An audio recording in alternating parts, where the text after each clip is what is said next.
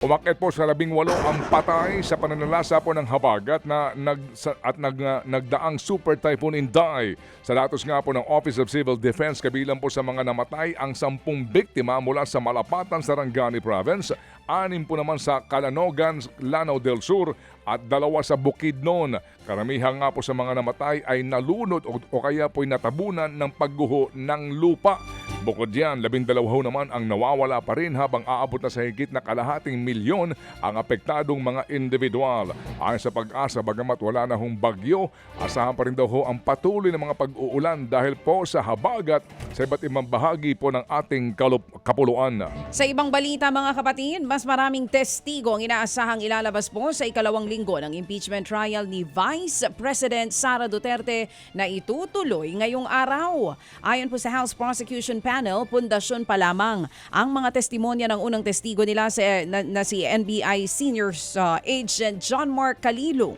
Kaugnay po yan sa pagbabanta ng Vice Presidente, kina Pangulong Bongbong Marcos Jr., sa asawa nito na si Liza Marcos Araneta at sa dating House Speaker na si Martin Romualdez. Mamaya mas palalakasin daw ito ni NBI Regional Director Jeremy Lontok na siyang tatayo sa witness stand. Idedetalye raw kasi ni Lontok ang resulta ng investigasyon sa nasabing video ng pagbabanta ng bise. Una nang iginit ng kampo ni VP Sara na freedom of expression ang ginawa umanong pagbabanta ng bise. Sa mismong trial, bumuelta ang defense team na kailangan munang alamin ang context kung bakit nasabi ito ni Vice President Sara Duterte. Pero para sa House Prosecution, hindi totoo ang sinasabing conditional threat dahil ang pagbabanta ay pagbabanta. Bukod sa NBI Regional Director, isasalang din sa witness stand ang mismong Chief of Staff ni VP Sara na si Attorney Zulica Lopez at House Legislative Security Bureau Executive Director Captain Belinda Belio. Ayon kay Impeachment Court spokesman Attorney Reginald Tonggol, posible ring matalakay na ang tungkol sa bank tax records ni VP Sara.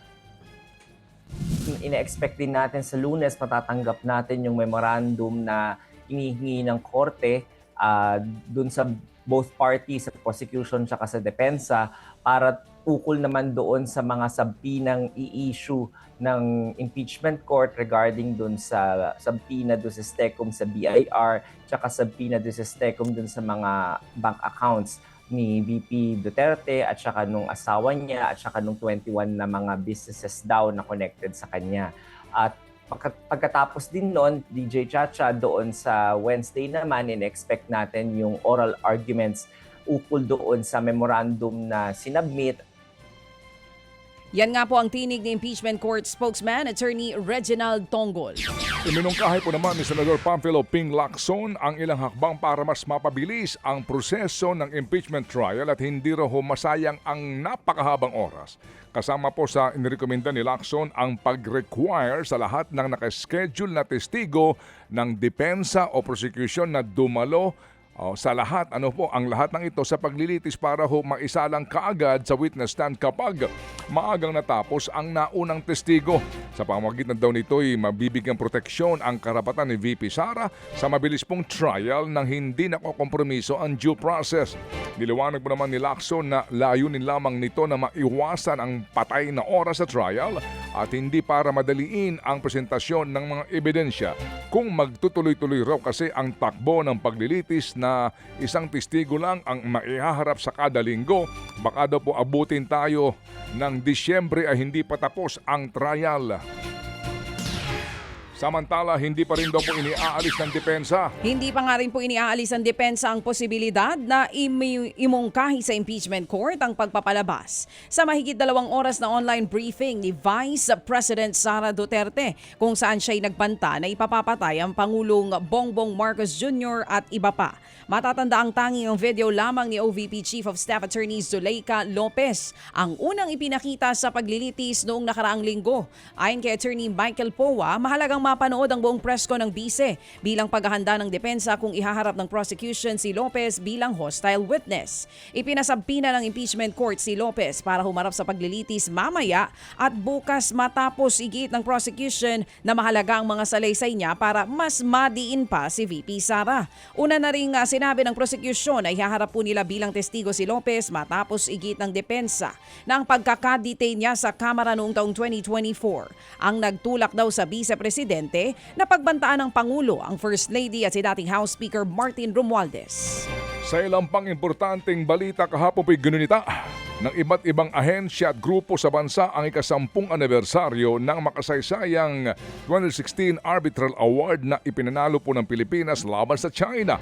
Matatandaang pinawalang bisa ng naturang desisyon ang 9-dash line o pagkamkam ng China sa halos na kabuuan ng South China Sea bilang paggunita. Pinangunahan po ni na Defense Secretary Gibo Teodoro, AFP Chief of Staff General Romeo Browner Jr.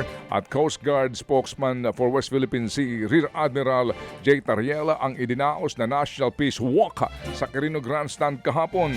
Isinapubliko rin sa Quezon City ang kauna-unahang bantayog para sa mga mangingisda na kasama sa mga nagsusulungan ng soberenya sa karagatan laban sa China. Kaysa po ng Pilipinas ang 13 iba pang mga bansa sa pagkilala po sa Arbitral Award. Sa joint statement nila, nanindigan po ang mga bansang Amerika, United Kingdom, Germany, Japan at ilang pang bansa na legal at pinal na ang naturang desisyon.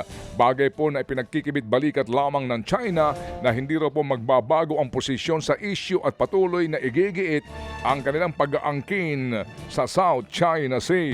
Mga kapatid, patuloy po kayong tumutok sa 105.9 True FM para sa totoong balita, impormasyon, music and entertainment. Mag-subscribe sa aming YouTube channel at podcast at sundan nyo kami sa Facebook, Instagram, X at TikTok sa True Network PH.